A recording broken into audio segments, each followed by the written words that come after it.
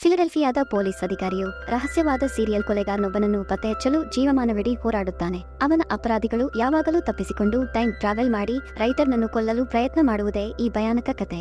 ಈ ಚಿತ್ರದ ನಿರ್ದೇಶಕ ಜಿಮ್ ಮಿಕಲ್. ಈ ಚಿತ್ರದಲ್ಲಿ ಬರ್ಟ್ ಹೋಲ್ಬ್ರೂಕ್, ಕ್ಲಿಯೋಪಾತ್ರಾ ಕೋಲ್ಮನ್, ಬೋಕಿನ್ ವುಡ್ಬೈನ್ ಮುಂತಾದವರು ಅಭಿನಯಿಸಿದ್ದಾರೆ. ಈ ಚಿತ್ರವು ಕ್ರೈಮ್, ಮಿಸ್ಟರಿ, ಸೈಂಟಿಫಿಕ್ ಥ್ರಿಲ್ಲರ್ ಚಿತ್ರವಾಗಿದ್ದು ಈ ಚಿತ್ರದ IMDb ರೇಟಿಂಗ್ 6.2 ಮತ್ತು ರಾಟನ್ ಟೊಮೊಟೊದಲ್ಲಿ 57% ಸ್ಕೋರ್ ಮಾಡಿದೆ ಮತ್ತು 50% ಆಡಿಯನ್ಸ್ ಸ್ಕೋರ್. ಈ ಮೂವಿ ಸ್ಟಾರ್ಟಿಂಗ್ 2024ರಲ್ಲಿ ಪ್ರಾರಂಭವಾಗುತ್ತದೆ. ಪ್ರಪಂಚದ ವಿವಿಧ ದೇಶಗಳು ಉರಿಯುತ್ತಿರುವುದನ್ನು ನಾವು ಅಲ್ಲಿ ನೋಡ್ತೇವೆ. ವಾಸ್ತವವಾಗಿ ಇದು ಪ್ರಪಂಚದಾದ್ಯಂತ ಯುದ್ಧಗಳು ನಡೆಯುತ್ತಿರುವ ಟೈಮ್. ಎಲ್ಲರೂ ಪರಸ್ಪರರ ವಿರುದ್ಧ ಹೋರಾಡುತ್ತಿದ್ದಾರೆ. ನಂತರ ಸ್ಟೋರಿಯು ಫ್ಲಾಶ್ ಬ್ಯಾಕ್ಗೆ ಹೋಗುತ್ತೆ. ಈಗ 1988ಕ್ಕೆ ಬದಲಾಗುತ್ತದೆ. ನಾವು ಪತ್ತೇದಾರಿ ಪೊಲೀಸ್ ಅಧಿಕಾರಿಯನ್ನು ನೋಡ್ತೇವೆ. ಅವರ ಹೆಸರು ಥಾಮಸ್. ಅಪಘಾತ ಸಂಭವಿಸಿದ ಸ್ಥಳವನ್ನು ಪತ್ತೆಹಚ್ಚಲು ಅವನು ತನ್ನ ಫ್ರೆಂಡ್ನೊಂದಿಗೆ ಸ್ಥಳಕ್ಕೆ ಹೋಗ್ತಾನೆ. ಅಲ್ಲಿ ಚಾಲಕ ಸಾವನ್ನಪ್ಪಿದ್ದ. ಆ ಹುಡುಗಿಯ ಕುತ್ತಿಗೆಯನ್ನು ಪರೀಕ್ಷಿಸಿದಾಗ ಅಲ್ಲಿ 3 ರಂಧ್ರಗಳಿದ್ದವು. ಅದೇ ರೀತಿ ಈ ನಗರದಲ್ಲಿ ಇನ್ನೂ 2 ಸಾವನ್ನಪ್ಪಿದ್ದಾರೆ. ಇದರರ್ಥ ಅವರ ಕುತ್ತಿಗೆಯಲ್ಲಿ ರಂಧ್ರಗಳಿದ್ದವು. ನಂತರ ಥಾಮಸ್ ತನ್ನ ಫ್ರೆಂಡ್ನೊಂದಿಗೆ ಪ್ರಯೋಗಾಲಯಕ್ಕೆ ಹೋಗ್ತಾನೆ. ಅಲ್ಲಿ ಕುತ್ತಿಗೆಯ ರಂಧ್ರಗಳಿಂದಾಗಿ ಅವರು ಸಾವನ್ನಪ್ಪಿದ್ದಾರೆ ಅಂತ ಡಾಕ್ಟರು ಹೇಳ್ತಾರೆ. ನೀನು ಸರಿ, ಕುತ್ತಿಗೆಯ ರಂಧ್ರಗಳಿಂದಾಗಿ ಅವರು ಸತ್ತಿದ್ದಾರೆ. ಆದರೆ ಅವರು ಯಾವ ರೀತಿಯಲ್ಲಿ ದಾಳಿ ಮಾಡಿದ್ದಾರೆ ಅಂತ ನಮಗೆ ಇನ್ನೂ ಕಂಡುಹಿಡಿಯಲು ಸಾಧ್ಯವಾಗುತ್ತಿಲ್ಲ ಮತ್ತು ಅವರು ಹೇಗೆ ಕೊಲ್ಲಲ್ಪಟ್ಟರು. ನಂತರ ಕ್ಲಬ್ನಲ್ಲಿ ಇನ್ನೊಬ್ಬ ಹುಡುಗಿಯ ಮೇಲೆ ದಾಳಿ ನಡೆಯುತ್ತಿದೆ ಅಂತ ಥಾಮಸ್ಗೆ ತಿಳಿಯುತ್ತದೆ.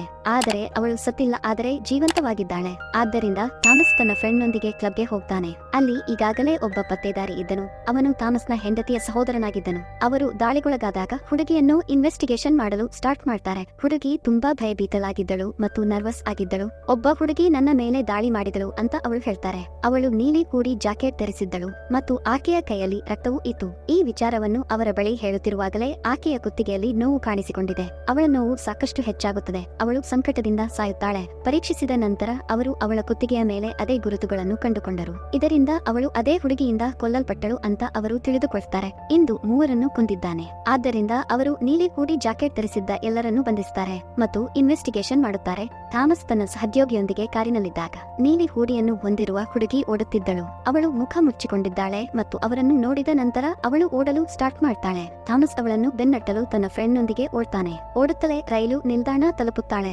ಥಾಮಸ್ ಅವರ ಸಹೋದ್ಯೋಗಿ ಅವಳನ್ನು ನೋಡುತ್ತಾನೆ. ಅವನು ರಹಸ್ಯವಾಗಿ ಬಂದು ಅವಳನ್ನು ಹಿಡಿದಿದ್ದಾನೆ.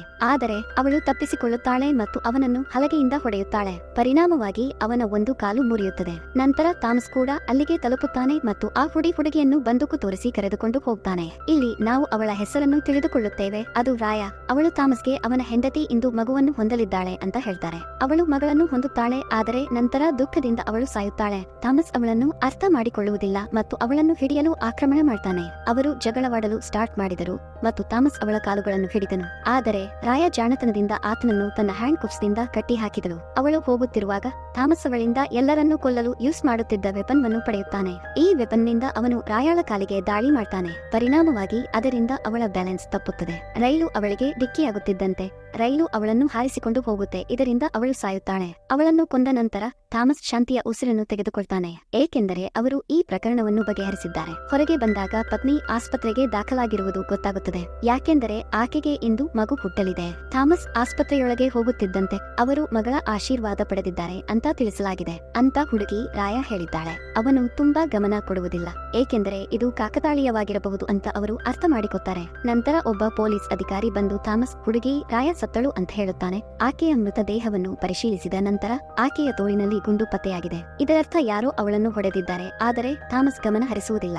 ಇಂದು ಅವರ ಮಗಳು ಜನಿಸಿದ ಕಾರಣ ಅವರು ಸಾಕಷ್ಟು ಸಂತೋಷಪಟ್ಟರು. ನಂತರ ಒಬ್ಬ ಡಾಕ್ಟರ್ ದುಃಖದಿಂದ ಬಂದು ಥಾಮಸ್ಗೆ ಹೇಳ್ತಾನೆ, ಆ ಸಮಯದಲ್ಲಿ ನಿಮ್ಮ ಹೆಂಡತಿಯ ಸ್ಥಿತಿ ಹದಗೆಡುತ್ತದೆ.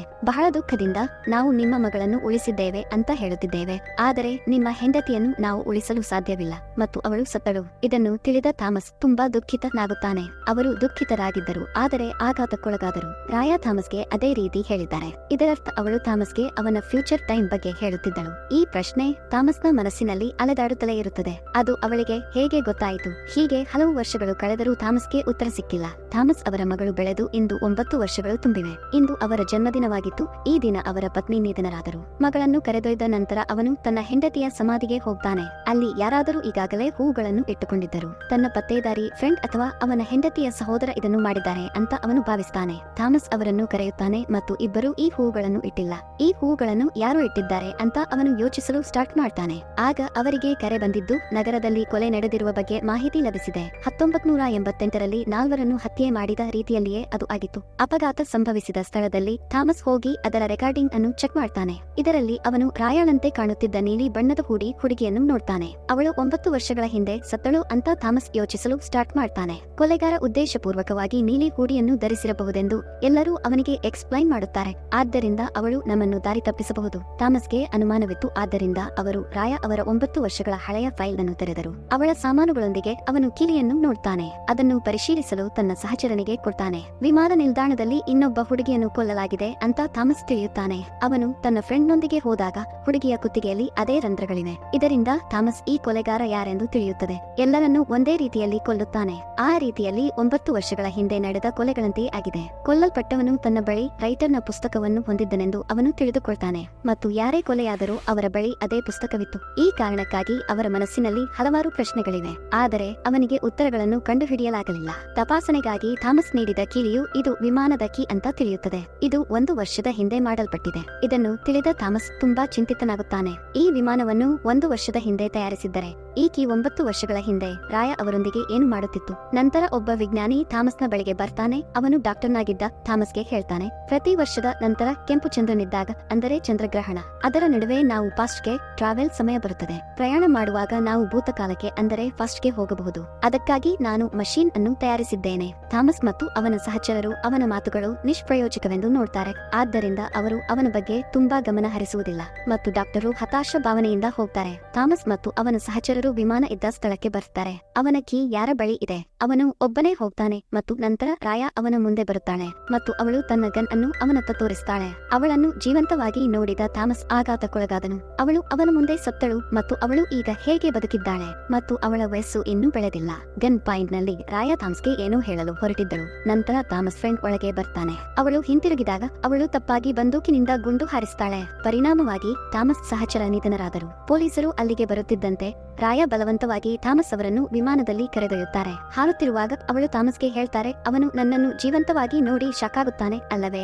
ವಾಸ್ತವವಾಗಿ ನಾನು ಟೈಮ್ ಟ್ರಾವೆಲ್ ಮೂಲಕ ಹಿಂದೆ ಬರುತ್ತೇನೆ. ಫ್ಯೂಚರ್ ಅನ್ನು ಸರಿಪಡಿಸಲು ನಾನು ಇದನ್ನು ಮಾಡುತ್ತೇನೆ. ನಾನು ಇದನ್ನು ಮಾಡದಿದ್ದರೆ ಭವಿಷ್ಯದಲ್ಲಿ ಎಲ್ಲವೂ ಬದಲಾಗುತ್ತದೆ, ಎಲ್ಲವೂ ನಾಶವಾಗುತ್ತದೆ. ನಾನು ಚಂದ್ರಗ್ರಹಣದ ರಾತ್ರಿಯಲ್ಲಿ ಮಾತ್ರ ಸಮಯಕ್ಕೆ ಪ್ರಯಾಣಿಸಬಲ್ಲೆ. ಥಾಮಸ್ ಸ್ವಲ್ಪ ಸಮಯದ ಹಿಂದೆ ಸೈಂಟಿಸ್ಟ್ ಹೇಳಿದ ಸಿದ್ಧಾಂತದಂತೆಯೇ ಇದೆ ಅಂತ ಭಾವಿಸ್ತಾರೆ. ಬೇರೆ ಏನಾದರೂ ಹೇಳುವ ಮೊದಲು ರಾಯ ಥಾಮಸ್ ಅನ್ನು ಕೆಳಗೆ ತಳ್ಳಿದಳು ಮತ್ತು ಅವನು ಹೇಗಾದರೂ ನೀರಿನಿಂದ ಹೊರಬರಲು ಮ್ಯಾನೇಜ್ ಮಾಡ್ತಾನೆ. ಮರುದಿನ ಬೆಳಿಗ್ಗೆ ಪೊಲೀಸರು ಇನ್ವೆಸ್ಟಿಗೇಷನ್ಗೆ ಬಂದಾಗ ಅವರು ಅಲ್ಲಿ ವಿಮಾನದ ಮುರಿದ ತುಣುಕುಗಳನ್ನು ಕಾಣುತ್ತಾರೆ. ಅಂದರೆ ಅವರ ವಿಮಾನ ಪತನಗೊಂಡಿದೆ. ಆದರೆ ರಾಯನ ಪತ್ತೆ ಇಲ್ಲ. ಥಾಮಸ್ ತಾನು ಆ ಹುಡುಗಿ ರಾಯ ಜೊತೆ ಮಾತನಾಡಿದ್ದೇನೆ ಅಂತ ಎಲ್ಲರಿಗೂ ಹೇಳ್ತಾನೆ. ಸಮಯ ಪ್ರಯಾಣದಿಂದ ಭೂತಕಾಲಕ್ಕೆ ಬರುತ್ತಾಳೆ. ಆದರೆ ನಿಸ್ಸಂಶಯವಾಗಿ ಯಾರೂ ಅವನನ್ನು ಅರ್ಥ ಮಾಡಿಕೊಳ್ಳುವುದಿಲ್ಲ. ನಂತರ ನಾವು 2006ರ ದೃಶ್ಯವನ್ನು ನೋಡ್ತೇವೆ. ಅಂದರೆ 9 ವರ್ಷಗಳು ಕಳೆದಿವೆ. ಥಾಮಸ್ ಜೀವನವು ಸಂಪೂರ್ಣವಾಗಿ ಬದಲಾಗಿದೆ. ಅವರು ಪೊಲೀಸ್ ಕೆಲಸ ಬಿಟ್ಟಿದ್ದಾರೆ. ಅವರು ಯಾವಾಗಲೂ ಚಂದ್ರಗ್ರಹಣದ ಬಗ್ಗೆ ಓದುತ್ತಾರೆ. ಅವರು ವಿಜ್ಞಾನಿ ಡಾಕ್ಟರ್ ಅನ್ನು ಬಹಳ ಸಮಯದಿಂದ ನೋಡಿಲ್ಲ. ಅವರ ಮಗಳು ದೊಡ್ಡವಳಾಗಿದ್ದಾಳೆ ಮತ್ತು ಈಗ ತನ್ನ ತಾಯಿಯ ಸಹೋದರನೊಂದಿಗೆ ವಾಸಿಸುತ್ತಿದ್ದಾಳೆ. ಈಗ ಥಾಮಸ್ 1988ರಲ್ಲಿ ನಡೆದ ಕೊಲೆ ಅಂತ ಕಂಡುಕೊಂಡರು. ಅವರ ಬಳಿ ಅದರ ಯಾವುದೇ ವರದಿ ಇಲ್ಲ. ಆದ್ದರಿಂದ ಅವನು ರೈಟರ್ನಾಗಿದ್ದ ಮನುಷ್ಯನ ಸಮಾಧಿಗೆ ಹೋಗ್ತಾನೆ. ಅವನು ಅದನ್ನು ತೆರೆದು ಅವನ ಅಸ್ಥಿಪಂಜರವನ್ನು ಚೆಕ್ ಮಾಡುತ್ತಿದ್ದ. ಅವನ ಕುತ್ತಿಗೆಯಲ್ಲಿ ರಂಧ್ರಗಳು ಇದ್ದವು. ಅಂದರೆ ಅವನು ರಾಯನಿಂದ ಕೊಲ್ಲಲ್ಪಟ್ಟನು. ಆದ್ದರಿಂದ ಅವನು ರೈಟರ್ನ ಮನೆಗೆ ಹೋಗಿ ಅವನ ಹೆಂಡತಿಯನ್ನು ಭೇಟಿಯಾಗುತ್ತಾನೆ. ಸಾಯುವ ಮೊದಲು ನನ್ನ ಪತಿ ಒಂದು ತಂಡವನ್ನು ನಡೆಸುತ್ತಿದ್ದರು ಮತ್ತು ಅವರು ಪುಸ್ತಕವನ್ನು ಬರೆದಿದ್ದಾರೆ. ಈಗ ಥಾಮಸ್ ಒಂದು ಕಾಗದದಿಂದ ತಿಳಿದುಕೊಳ್ಳುತ್ತಾರೆ, ಈ ಪುಸ್ತಕವು 1997 ಮತ್ತು 1988ರಲ್ಲಿ ನಿಧನರಾದ ಎಲ್ಲರಿಗೂ ಸೇರಿದೆ. ಇದರೊಂದಿಗೆ ಈ ತಂಡವನ್ನು ನಡೆಸುತ್ತಿರುವ ರೈಟರ್ನ ಫ್ರೆಂಡ್ ಜೀವಂತವಾಗಿದ್ದನು. ಇದನ್ನು ತಿಳಿದ ಥಾಮಸ್ ಅವಳನ್ನು ಭೇಟಿಯಾಗಲು ಹೋಗ್ತಾನೆ. ಯಾಕೆಂದರೆ ಮುಂದಿನ ಸರದಿ ರೈಟರ್ನ ಗೆಳೆಯನಂದು ಎಂಬುದು ಅವನಿಗೆ ಗೊತ್ತು. ಇಂದು ಚಂದ್ರಗ್ರಹಣ ರಾತ್ರಿಯಾದ್ದರಿಂದ ರಾಯ ಅವಳನ್ನು ಕೊಲ್ಲುತ್ತಾನೆ. ಈಗ ಅವನು ಅಲ್ಲಿಗೆ ಹೋಗ್ತಾನೆ. ಆದರೆ ಅದು ತುಂಬಾ ತಡವಾಗಿತ್ತು. ರೈಟರ್ನ ಫ್ರೆಂಡ್ ಕೊಲ್ಲಲ್ಪಟ್ಟರು. ಆಗ ಅಲ್ಲಿಂದ ಓಡುತ್ತಿದ್ದ ರಾಯಳನ್ನು ಥಾಮಸ್ ನೋಡ್ತಾನೆ. ಅವನು ಅವಳ ಮೇಲೆ ಗುಂಡು ಹಾರಿಸ್ತಾನೆ ಮತ್ತು ಗುಂಡು ಅವಳ ಕೈಗೆ ಬಡಿಯುತ್ತದೆ. ನಂತರ ಅವಳು ಅಲ್ಲಿಂದ ಓಡ್ತಾಳೆ ಮತ್ತು ಥಾಮಸ್ ಅವಳನ್ನು ಬೆನ್ನಟ್ಟುತ್ತಾನೆ. ಅವಳು ಸಮುದ್ರ ತೀರದ ಬಳಿ ದೊಡ್ಡ ಪೈಪ್ಲೈನ್ಗೆ ಹೋಗುತ್ತಾಳೆ. ಅಲ್ಲಿಗೆ ಹೋದಾಗ ಪೈಪಿನ ಇನ್ನೊಂದು ಬದಿಯಲ್ಲಿ ಟೈಮ್ ಟ್ರಾವೆಲ್ ಮೆಷಿನ್ ಕಾಣಿಸುತ್ತದೆ. ಅದರ ಮೇಲೆ ರಾಯ ಕುಳಿತುಕೊಂಡರು ಮತ್ತು ಆ ಮಷೀನ್ದಲ್ಲಿ ನೀರು ತುಂಬಿತ್ತು. ತೀಕ್ಷ್ಣವಾದ ಲೈಟ್ನೊಂದಿಗೆ ಮಷೀನ್ ಅಲ್ಲಿಂದ ಕಣ್ಮರೆಯಾಗುತ್ತದೆ. ಟೈಮ್ ಟ್ರಾವೆಲ್ ಮೂಲಕ ಅವಳು 1988 ದೇಶಕ್ಕೆ ಬರುತ್ತಾಳೆ. ಅವನಿಂದಾಗಿ ಅವಳು ಅಲ್ಲಿ ಸತ್ತಳು. ಆಕೆಯ ದೇಹದಿಂದ 2006ರಲ್ಲಿ ಥಾಮಸ್ ಆಕೆಗೆ ಬಡಿದ ಗುಂಡು ಪತ್ತೆಯಾಗಿದೆ. ಈ ಬುಲೆಟ್ ಬಗ್ಗೆ ಪೊಲೀಸ್ ಅಧಿಕಾರಿ ಥಾಮಸ್ ಅವರ ಮಗಳು ಯಾವಾಗ ಜನಿಸಿದರು ಅಂತ ಹೇಳಿದರು. ಈಗ ಥಾಮಸ್ ಎಲ್ಲಾ ವಿಷಯಗಳನ್ನು ಅರ್ಥ ಮಾಡಿಕೊಂಡಿದ್ದಾನೆ. ಅಷ್ಟರಲ್ಲಿ ಪೊಲೀಸರು ಅಲ್ಲಿಗೆ ಬರ್ತಾರೆ. ಅವನು ಎಲ್ಲರಿಗೂ ಅರ್ಥ ಮಾಡಿಸಲು ಪ್ರಯತ್ನಿಸ್ತಾನೆ, ಆದರೆ ಯಾರು ಅವನನ್ನು ಅರ್ಥ ಮಾಡಿಕೊಳ್ಳುವುದಿಲ್ಲ. ಇದರೊಂದಿಗೆ ಆತನನ್ನು ಬಂಧಿಸಲಾಯಿತು. ಅವನು ರೈಟರ್ನ ಫ್ರೆಂಡ್ ನನ್ನು ಕೊಂದಿರಬೇಕು ಅಂತ ಪೊಲೀಸರು ಭಾವಿಸುತ್ತಾರೆ. ನಂತರ ನಾವು 2015ರ ಸಮಯವನ್ನು ನೋಡ್ತೇವೆ. ಅಂದರೆ 9 ವರ್ಷಗಳು ಕಳೆದವು ಮತ್ತು ಥಾಮಸ್ ಇನ್ನೂ ಈ ಸ್ಟ್ರೇಂಜ್ ಪ್ರಕರಣವನ್ನು ಪರಿಹರಿಸುವಲ್ಲಿ ನಿರತರಾಗಿದ್ದಾರೆ.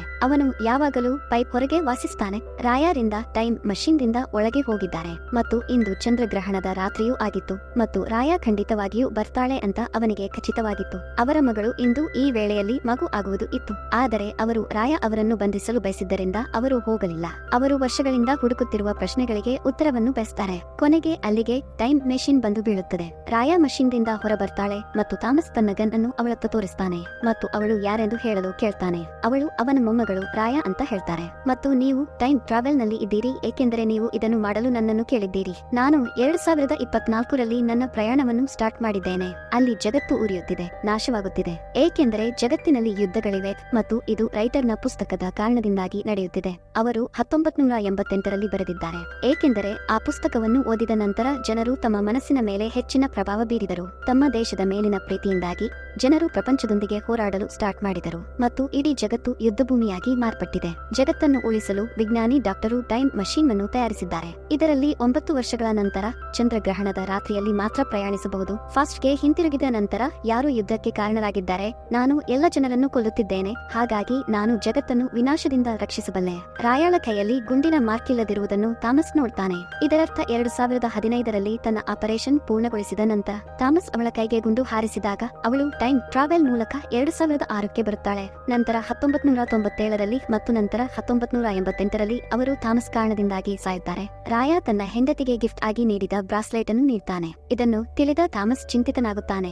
ಅವನು ತನ್ನ ಮೊಮ್ಮಗಳ ಕೊಲೆಗಾರ, ಏಕೆಂದರೆ ಅವಳು ಅವನಿಂದ ಸಾಯುತ್ತಾಳೆ. ಅವಳು 1988ಕ್ಕೆ ಹೋಗುವವರೆಗೆ ಅವನನ್ನು ನಿಲ್ಲಿಸಲು ಅವನು ರಾಯಾಗೆ ಹೇಳ್ತಾನೆ. ಆದ್ದರಿಂದ ನಾನು ನಿನ್ನನ್ನು ಕೊಂದು ಭವಿಷ್ಯಕ್ಕೆ ಹಿಂತಿರುಗಲು ಸಾಧ್ಯವಿಲ್ಲ. ನನ್ನ ಪ್ರಯಾಣ ಒನ್ ಸೈಡ್ ಇರುವುದರಿಂದ ಇದು ಸಾಧ್ಯವಿಲ್ಲ ಅಂತ ರಾಯಾ ಹೇಳ್ತಾನೆ. ಟೈಮ್ ಟ್ರಾವೆಲ್ ದೊಂದಿಗೆ ನಾನು ಒಮ್ಮೆ ಮಾತ್ರ ಹಿಂದಿನದಕ್ಕೆ ಹೋಗಬಹುದು. ನಾನು ನನ್ನ ಟೈಮ್ಗೆ ಹಿಂತಿರುಗಲು ಸಾಧ್ಯವಿಲ್ಲ. ಪ್ರತಿ ಬಾರಿಯೂ 9 ವರ್ಷಗಳ ಹಿಂದೆ ಹೋದ ನಂತರ ನಾನು ರೈಟರ್ನನ್ನು 1988ರಲ್ಲಿ ಕೊಲ್ಲುತ್ತೇನೆ.